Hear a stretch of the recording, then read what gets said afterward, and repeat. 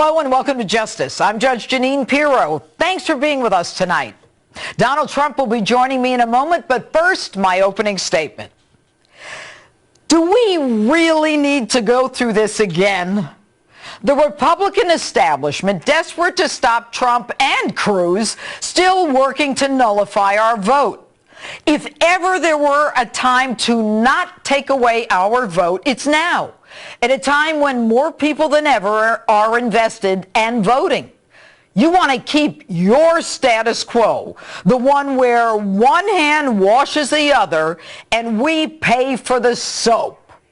Now, I've said this before, and the establishment is not listening.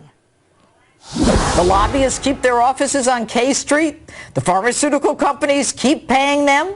The unions keep adding to their pensions. And the lawmakers get their re-election bribes. Contributions. While we, the underclass, have to work 2 and 3 jobs, rack up a debt our children and grandchildren are going to have to pay for generations.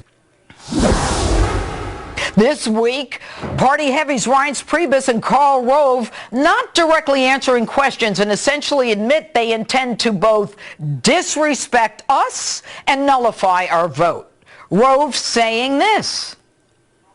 Donald Trump excites a lot of enthusiasm, but he also excites a lot of anger within the Republican Party and outside of the Republican Party, and a fresh face might be the thing that could give us a chance to turn this election and win in November against Hillary. Fresh face? You want a fresh face? Aren't you the guy who kept bringing us one Bush after another? And RNC Chair Priebus refuses to say whether the presidential nominee for Republicans will be one of the top vote getters, Trump or Cruz. He says the Republican nominee is going to be someone who is running. Now, what does that tell you? That the party chair is not willing to say the nominee will be one of the 2 top vote getters, the top 2 delegate winners. Instead, he quotes Rule 40, that a candidate needs the majority of 8 states. Okay, Trump has won far more. Then after he pretty much continues to rule out Trump and Cruz, he says our nominee is going to be someone who is running. Now, if you rule out Trump and Cruz, unless the Republicans are looking to nominate Hillary or Bernie, he's signaling that John Kasich will be their nominee. The operative word, their nominee, not our nominee. But more important is Rule 42. It calls Rules 26 to 42 the standing rules. Standing as in temporary. Temporary as in they can be changed. Now, if they can change Rule 40 and give the nomination to someone who does not have 8 states, and if they can change Rule 42, then even if Trump gets to that number 1, 2, 3, 7, they can then move the goalpost to wherever they want. They then maneuver to a brokered convention and give it to Kasich or whomever. Now, these RNC rules are teed up for the convention rigging. They can nullify whatever occurs before the convention. And the 2012 rules that are now in place don't necessarily apply to this convention. The RNC and Rules Committee has the power to change the rules, and there's no way to challenge the results, no opportunity to go to court. The fix is in. I've lambasted Barack Obama for his condescension and his belief that only he knows what's good for us. And I've lambasted the Democrats for their superdelegates committed to Hillary before their state even votes. You know what? The Republicans actually take the cake. They're not even hiding what they plan to do. They are about to change the rules, ignore the votes of people who waited in line for hours, and invalidate the votes of people who have never voted before, and put in a candidate they think is good for them. Whatever happened to your vote matters? Not only is that infuriating, it is un-American. Now look, I get it. I ran for office. I get it when senators and governors endorse their pals and try to convince you that their friend is best for you. But not since the American Revolution has the ruling class tried so hard and so blatantly to take away our vote. Do you not recall when we dissolved the political ties that bound us to the monarchy, when they strayed from all ideals of equity and fairness? A primer to the establishment. We don't get our rights from government. Government derives its power from the consent of the governed. We institute government to secure our rights, not to allow them to be taken away. Honestly, I don't care what you think of our choice or whether you like our favorites or not. Like everyone else, I will not be a puppet on a string, so stop trying to pull our strings. And that's my open. Tell me what you think on my Facebook page or Twitter, hashtag Judge Jeanine. And joining me now is Republican presidential frontrunner Donald Trump. Hello, Donald. Hello, Jeanine. That was quite amazing. That was great. It was. Thank you. It was. You sound like somebody that likes democracy, actually, when you think of it, right? Good job. Well, yeah. I mean, that's how we were founded. You know, right. Like one man, that's one right. vote, that kind of thing. But that's let right. me ask you this, Donald. And we're so thrilled to have you on tonight. But I want to get right to it. Okay. Look. The handwriting is on the wall. They're not even being subtle about it. You hire Paul Manafort. This guy is a veteran of Republican convention floor fights. I mean, are you expecting a floor fight? Well, we think we're going to get it in two ways. Number one, we think we'll get the 1237, and we feel pretty good about that. But you never know. I mean, it's certainly there's chances that you won't. But it looks like New York is doing great. I love the people of New York, and they seem to like me based on all of the polls. But yeah, you have other places, and we'll see how it all comes out. Other places are also looking great. New Jersey's looking phenomenal. Pennsylvania's looking great. Maryland, I mean, all over. Connecticut. But you just don't know how it's going to turn out, and it does seem to be a bias against. There's no question about it. I mean, what you're saying is, they're all very nice. They call and they say hello and how wonderful, but it's the world of Republican politics, and that can be somewhat deceiving. So we'll see what happens. I think we'll get it. The other thing, Jeanine, is we certainly will have the most votes by millions. We'll have the most votes, and we'll have the most delegates by hundreds. And if we don't get it, we're just going to be shy, and it seems awfully unfair to possibly take that away from someone when you're hundreds and hundreds of delegates, because by the time it's over, at a minimum, I'll be hundreds of delegates, ahead of Cruz. And millions of votes, people don't know, but millions and millions of votes ahead of Cruz. Donald, let me ask you why it is that, there was a point when you only needed 56% going forward. And now with the results in Wisconsin and some today, although it's not affirmed, I mean, Cruz is moving. What's that about? Well, it's a very arcane system. I mean, I thought it was a system when I started. I've never done this before. I've been a politician for like 9 or 10 months. And, I was winning the states, and I do win. I guess I have 22 states to perhaps 9 or 10 or something like that. And I've been winning, by all the votes. I mean, the votes are like by millions over. And yet they go in like Louisiana. I'll give you an example. Louisiana, I win Louisiana in the vote. Everybody says, great, great, great, television's on, everybody's happy. And then because of some underhanded or whatever you want to say, rules, arcane rules, the one that lost gets some more delegates than the one who won. Now, you tell me, is that fair? Now, forgetting about the rules and regulations, how fair is that? And they have these things, and they have landmines all over the place. And I think it is unfair, and I think people are starting to realize that it's not going to happen. So we'll see what happens. We're going to have hundreds of delegates more, and we're going to have millions of votes more. What's not going to happen? We're going to see what happens at the convention. But I can't imagine that if I'm a little bit short, and I had to go through it. And remember this. This wasn't one-on-one. This was 1-on-16. We had 17 people in this. So when they would say, I'd listen to this guy, Karl Rove, who still thinks Romney won. I'd listen to Karl Rove on Fox, and I'd say, wow, that's amazing, because you'd say, well, Donald Trump got 44, he didn't get 50, but you'd have many people running. So it's very hard to get 50 when you have many people. But Donald, let me ask you this.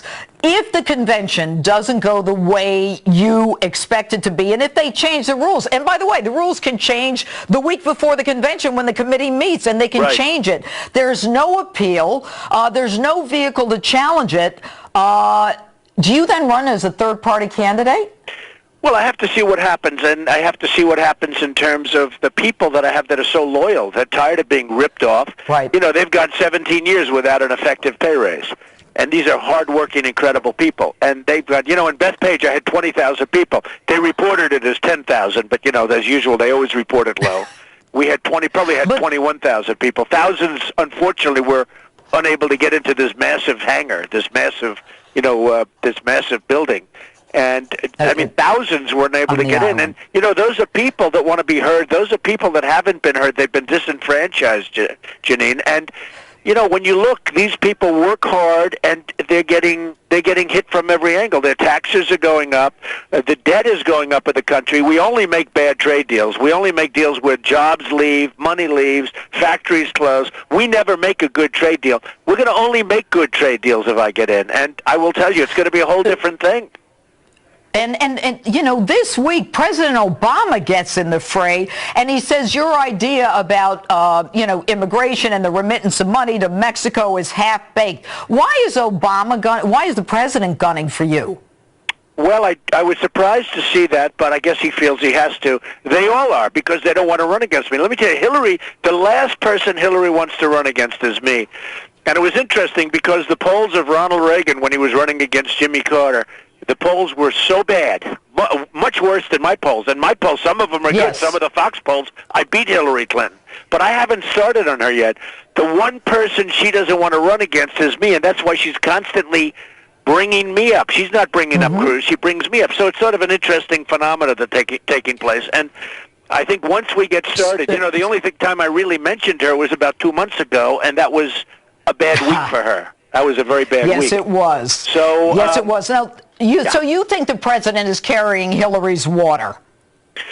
Well, absolutely. And I mean, I've heard you and others talking about the email situation. And, I've known, don't forget, I say this to your audience, I've known you for a while before your great television career. And you were an incredible lawyer in New York and an incredible DA. I mean, you did an amazing job. And thank you. I mean, without difficulty, you were one of the greats in the whole country. And you know what you're talking about. I've listened to you on the emails. I've listened to others that I have respect for in the email, and I've read. And she's seems to be as guilty as you can possibly be when you look at General Petraeus and all the others that were just absolutely destroyed over much less. And it looks to me like they're protecting her. There's no question. And I think with Jim Comey, who I worked with also, that if he had access to a grand jury, it might be different. But let's talk about New York. Now, you are obviously first in New York. People love you in New York. And I want to talk about the 9/11 memorial in a moment. But first, Ted Cruz. So this guy, hates New York values and all that stuff. So he's stumping in upstate New York. I mean, what does he think that he's going to get in New York, and how can he convince people that he really didn't mean it when he said that basically our values were, in the tank? Well, I just saw the recent poll. He's actually in third place in New York now, and when he talked about New York values during the debate, and that's when I defended New York and talked about the great firefighters and policemen that went up through the World Trade Center, knowing there was a real possibility that was going to be it, but they had to do it. These were incredible people. I saw it today because I went down to the September 11th museum, which is an incredible place, actually. But these are unbelievable people. And when they talk about New York values are amazing values. And he didn't say that. He's got a liberal spin on it and all. He made that up. When you look at his face during the debate, he was talking of New York values as though he hates New Yorkers, which is his real feeling. And if he ever got in, he would give nothing to New York. He would never help New York. You always need help. I mean, places, states, cities, I mean, they need help. They need help from the federal government. They need all sorts of money for all sorts of projects. He will never give anything to New York. He has hatred for New York, and you could see it the way he expressed. And it wasn't even the fact that he talked about New York values. It was the way he said it, the tone and the expression. And I just don't think the New Yorkers are going to fall for it. But, you know, he voted against any funding for Superstorm Sandy relief, and the medical benefits for the emergency workers that were sickened at Ground Zero. I mean, you know, there is a history there, and I only bring it up because as a New Yorker, I mean, I was in the city that day on 9/11. But I want to talk about, just for a moment, you and Melania went to the memorial today. You made a huge contribution to the memorial. Why did you do that today? I just felt like doing it because I heard him disparaging New York, and I just thought it would be the thing to do. And I've seen it earlier when it was under very early construction, and I wanted to see how it came out. They've done an amazing job. They've done an incredible job down there. And, you know, the whole group of people, they're so dedicated. They took me for a tour. And they're so dedicated. It's an incredible thing to see, and people should go see it. It is. And the check, I understand, was $100,000. But before I let you go, you, Melania, and now Ivanka, all coming together as a family before the American people. I mean, how is it that your kids are so invested in your campaign? It's almost as though, I mean, Ivanka just had a baby. And, I mean, it's an incredible story. Your family, close and all for one. Well, I have wonderful children, absolutely, and I have just a wonderful family, wonderful wife, and, you know, they see what's going on, and they understand that I do a really good job. I mean, you know, I talked about NATO. Yes, you do. I talk about different things. NATO it's costing this country a fortune. We can't afford this, and other people have to pay. We're carrying it, and we just can't continue to do it. And now it's all turning out that I was right, and now all the geniuses that study NATO every day of their lives are saying, you know, Trump is right. And, you know, you have, they just have, there's no common sense, there's no heart, there's no business, there's no nothing in this country. Everything we do is lose. We never win anymore, Jeanine, and we're going to start winning. Donald, the people who believe in you are rabid. And I want to thank you, Donald Trump, for being with us this evening, and much luck to you. Thanks so much. Thank you very much, Jeanine. I appreciate it. All right.